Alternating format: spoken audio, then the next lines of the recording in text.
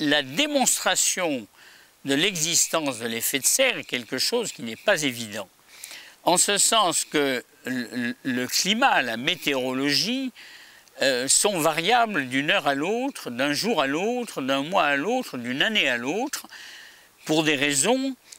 extrêmement naturelles et n'ayant rien à voir avec l'intervention de l'homme sur la composition de l'atmosphère. Et qu'il est toujours difficile de voir émerger un phénomène lent, fût-il inexorable, au travers des fluctuations constantes de température, de pluviométrie, de vitesse du vent dans lesquelles nous vivons. Et donc il me paraît tout à fait naturel que l'ensemble de l'opinion ait mis beaucoup de temps avant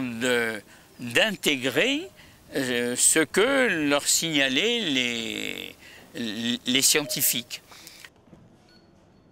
Michel Rocard a été très sensibilisé à ce problème du changement de climat par quelques scientifiques français qui sont allés faire son siège à plusieurs reprises pour lui faire comprendre qu'il s'agissait d'un phénomène important. Et d'après ce que j'ai compris, ce qui l'a définitivement convaincu, ça aurait été d'apprendre de la bouche de ces scientifiques que l'une des prévisions les plus constantes des différents modèles sur le changement de climat était la désertification quasiment totale de la rive sud de la Méditerranée, ce qui signifiait plus de 200 millions d'habitants poussés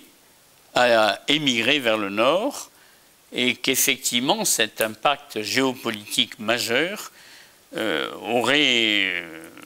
incité à prendre son bâton de pèlerin et à plaider pour l'organisation de la déclaration de La Haye de mars 89. Et à partir de là, en Europe, on a travaillé très activement. J'étais bien placé de par mes fonctions pour participer à la stimulation de l'Union européenne. Il faut dire que c'était plus simple parce qu'à l'époque, nous n'étions encore que 12. Et l'Europe s'est véritablement mobilisée. Je dois rendre hommage aux 4 premiers ministres successifs que j'ai eus au-dessus de moi quand, de 89 à 95, j'ai été chargé d'organiser l'action interministérielle sur le changement de climat. Ces 4 premiers ministres ont été Michel Rocard, qui a eu un rôle éminemment mobilisateur pour provoquer la déclaration de La Haye, puis Édith Cresson, Bérégovoy, et enfin Édouard Balladur. Et ces 4 premiers ministres m'ont permis de faire des propositions à Bruxelles qui étaient ambitieuses et qui, dès le départ, ont été « il faut taxer l'énergie fossile ». Ces 4 premiers ministres, parfaitement conscients de ce que cela impliquerait en termes de difficultés politiques pour expliquer cela à la population, ont pris très clairement position vis-à-vis de Bruxelles sur ce thème. Et nos partenaires, dans leur grande majorité, ont convenu qu'effectivement, si on voulait réorienter aussi profondément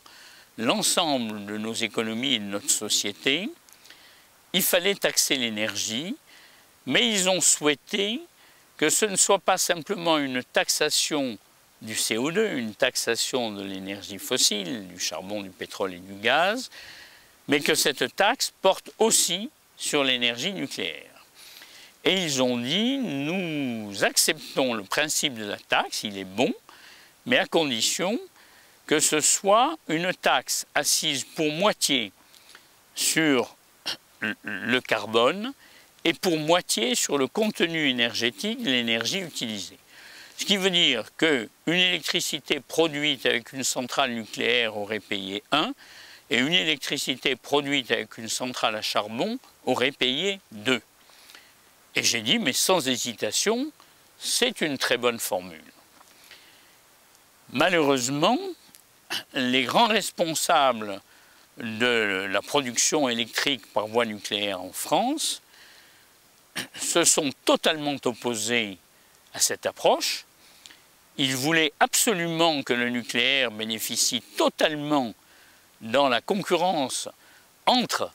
producteurs d'électricité de l'avantage qui était lié au fait qu'ils ne produisaient pas de CO2, et la France, sous leur impulsion, a refusé une taxe mi-CO2, mi-énergie. Le résultat, c'est que plus personne n'a parlé de taxe à Bruxelles et qu'avec Kyoto, on s'est orienté vers des mécanismes de permis dont la traduction dans la politique actuelle de l'Union européenne est exemplaire en termes d'inefficacité. Et à mes yeux, par rapport à l'impulsion que l'on pouvait espérer donner en 1990 après la déclaration de La Haye, avec Kyoto, nous avons perdu 20 ans. L'Europe s'est engagée globalement à réduire ses émissions de 5% par rapport à 1990. Mais ces 5% de réduction des pays qui ont signé le protocole de Kyoto, 5% entre 1990 et 2010, représentent le 10e de l'augmentation des émissions qui interviendront sur la même période de la part des pays émergents et de la part des pays industrialisés, au premier rang desquels les États-Unis, qui ne se sont engagés à rien. Quand en 1999, après Kyoto, le Premier ministre de l'époque m'a demandé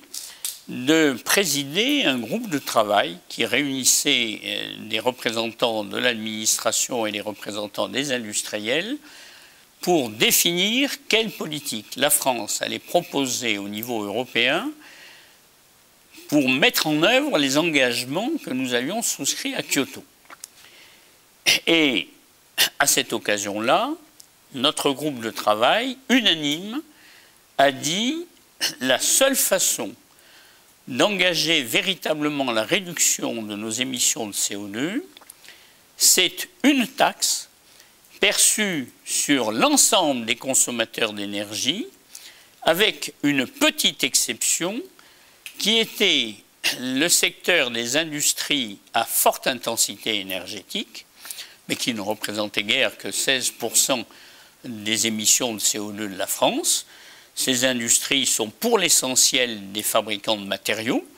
les fabricants d'acier, d'aluminium, et pour eux, le coût de l'énergie dans leur prix de revient était important,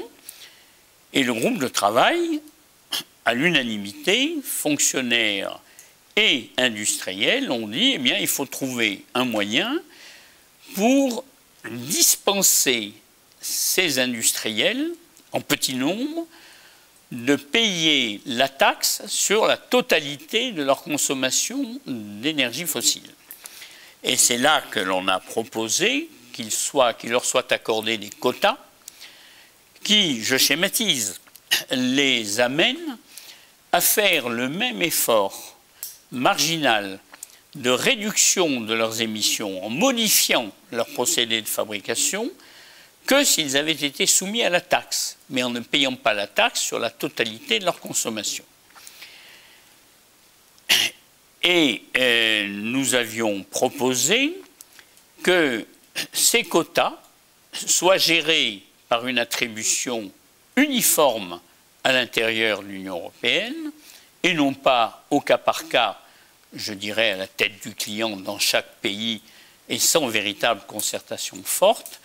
Et ce qui nous paraissait fondamental, c'était que puisque nous faisions l'hypothèse que tous les consommateurs finaux, tous les ménages, paieraient la taxe sur leur consommation d'énergie, et je dirais avec quelle compensation ensuite, que toutes les entreprises du secteur tertiaire et les entreprises industrielles les plus nombreuses et de très loin, pour lesquelles l'énergie n'est qu'une part du prix de revient, que tout cela étant soumis à une taxe, il fallait que cette taxe, qui devait être progressive et programmée sur une dizaine d'années, servent de guide au prix que les industriels paieraient lorsqu'ils n'arriveraient pas à s'en tenir aux quotas qu'on leur aurait accordés et qu'ils auraient dû se porter sur un marché européen dit de permis négociables qui leur aurait permis soit de vendre une part de leur quota s'ils arrivaient par leurs investissements à émettre moins de CO2 que ce qui leur avait été assigné, ou bien qu'ils devaient en acheter si au contraire ils en émettaient plus. Et nous avions dit il faut que le marché de ces quotas, par des interventions de la Commission de Bruxelles, soit géré pour que le prix des permis supplémentaires achetés ou des permis en excès vendus par ceux qui avaient trop d'autorisation est un prix qui évolue à la hausse de façon prévisible et parallèle à la taxe. Or, malheureusement, nous n'avons pas instauré la taxe et l'Europe s'est retrouvée avec un dispositif de quotas non harmonisé dans les méthodes d'attribution de pays à pays, finalement très peu exigeant et dont les prix sur le marché européen des quotas ont été extrêmement fluctuants depuis le 1er janvier 2005 où ce marché a commencé à fonctionner. On est parti de 10 € par tonne de CO2 pour monter à une trentaine d'euros. Et aujourd'hui, en début 2007, nous sommes à moins d'1 € à la tonne de CO2. Ce qui montre deux choses. D'abord que l'on a été insuffisamment exigeant, mais deuxièmement qu'il y a eu une spéculation, un manque de visibilité sur ce marché, et que, alors que ce marché aurait dû guider les industriels dans leur choix d'investissement, les défauts de ce marché, avec un début de spéculation financière, ont rajouté une incertitude à l'incertitude que nous connaissons sur le prix du pétrole. En ce moment, on constate que les permis qui ont été octroyés, finalement, ont conduit à quelques économies, mais que les industriels, pour l'essentiel, auraient fait de toute façon. Et ce qu'il y a de beaucoup plus grave, c'est que tous ceux qui avaient des tas d'initiatives à prendre, à commencer par vous et moi, en tant que consommateurs finaux d'énergie, nous n'avons été incités à rien, sauf par le nouveau choc pétrolier que nous avons subi depuis 1 an.